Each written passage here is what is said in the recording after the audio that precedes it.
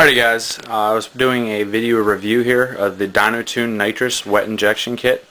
It's a universal kit that I adapted for the FZ1 Gen 1 motorcycle. I'm also doing a review on the MPS Performance kill switch, tether kill switch, which you need for any NHRA sanctioned races. And I'm also doing a review on the new Raptor Mini Shift Light. Right here. The first thing I wanted to cover was the Dynatune Nitrous kit. I'm really happy with Dynatune. They've done a great job putting together a solid kit. All stainless hardware, all quality machine nozzles and systems. Their solenoids are of excellent quality, probably some of the best in the industry. And they also include all the handy things you need in the kit. Including your fuel pump, your distribution blocks, all the hosing you need. So I'll just take you a walk through here of the setup. I'm running the pod filters, which makes it a little bit easier to run the nitrous kit. I start out here. Here's the heart of the system, which is your solenoids. I mounted on the previous airbox tab with the mounting kit, and then paired it off from there to the distributor blocks and down into the individual nozzles. The nozzles are nice, but the only problem is that they are not made for an FZ1. FZ1s have thick carburetor boots, and therefore you have to do a little modification.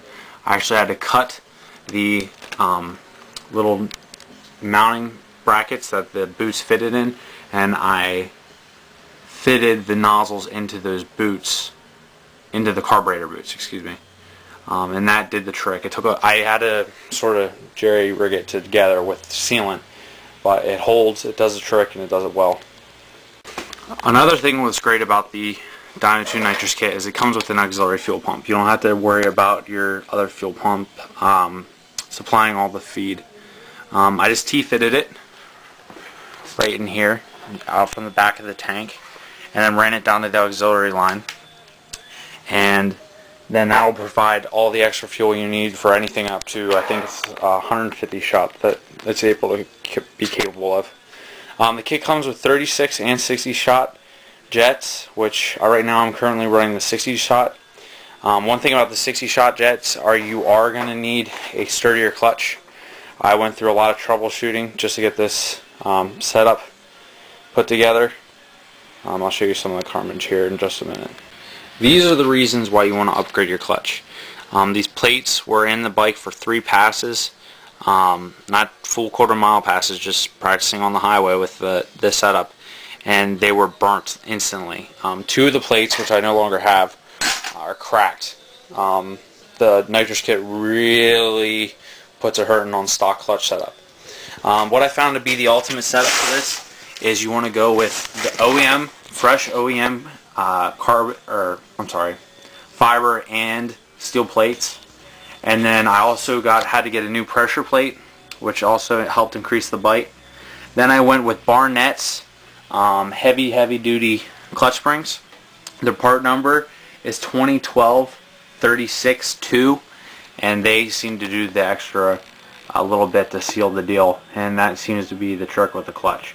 Everything's holding up. Just make sure you have a new solid clutch, fresh, no grooves in your baskets. You want to make sure your pressure plate isn't glazed over or scarred or anything like that. Just make sure you have real fresh clutch, and then also you want to do the heavy duty springs.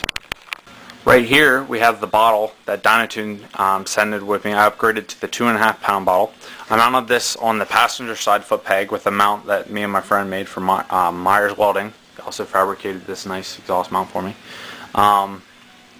I had the bottle custom painted, a little bit darker than the frame material. It's a gunmetal gray, but I think it turned out great. These are the stock mounts that they give you with the kit. They look good. They're not as nice as the billet that they also offer, but for the cost, you know, it's included with the kit, and I think they look great. Right now I'm having the nozzle replaced by Dynatune. I had a couple of issues with contamination. That wasn't really their fault, but they're great guys, and they're hooking me up, helping me out, and sending me a new nozzle on the cheap. So appreciate that. Can't say better things about them.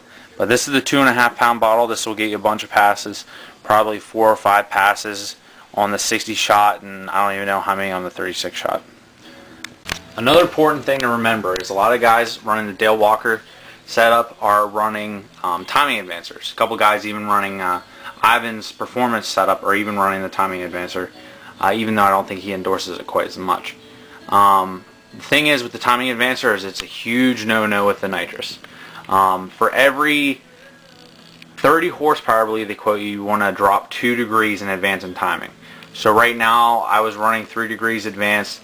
I'm back to the stock timing, so about 3 degrees retarded from the optimal setting is what they say. This seems to do the trick. I haven't had any detonation, and I'm only running 93 octane fuel. A lot of the fuel around here isn't that good. You have the 10%, 15% ethanol, and I still don't have any problems with detonation. So overall, I say that the Dynatune nitrous kit has been very solid for me. I enjoy it. It's great at the track. I've run it twice now. Haven't ran any great numbers with it, but that's not the nitrous's fault. So I'll be more than glad to post up some good numbers for you guys once we get everything sorted out. The next product I want to go over is MPS's tether kill switch. This is a nice setup. It's mounted on a clip that you can mount to your belt buckle. I always just tie up here on the throttle cable so I don't automatically shut it off the bike by accident. As you can see, it's a simple harness, and then it's run through like a fuse block almost reminds me of, and this will kill the bike once that's pulled out. It's tied right into the ignition shut off. Here you can see my little Prompt 2 wiring job. Just clips in between the 2 wires for the ignition. Does a great job, and I'm really happy. Finally, this is my newest acquisition. It's the Raptor mini shift light. It does a great job. Here, I'll turn it on so you can see about the intensity of the light. It's very bright, and it does a great job. Right now I have it set to come in at about 10,800 RPM, which may sound a little low as far as running peak RPMs at your shift, but by the time you catch the light, you're almost there at 11.2, so you're grabbing the shift at that point in time. While I'm up here, I wanted to show you guys the nitrous setup I'm running as far as my wiring. When the system's on, you have to arm the fuel pump in the nitrous system by flicking on this little toggle, which is included in the kit. When you hear this, when you turn that on, you'll hear the fuel pump running underneath the tank, and you know your system's ready to go. That'll turn the fuel pump, which you can actually hear running underneath the seat. That's it, drawing fuel into the system. And I'll give you a couple quick pulses of the nitrous so you can understand what the system does. Right now I don't have the bottle hooked up, so I'm just blowing fuel into the motor. And there you can hear the solenoids clicking over.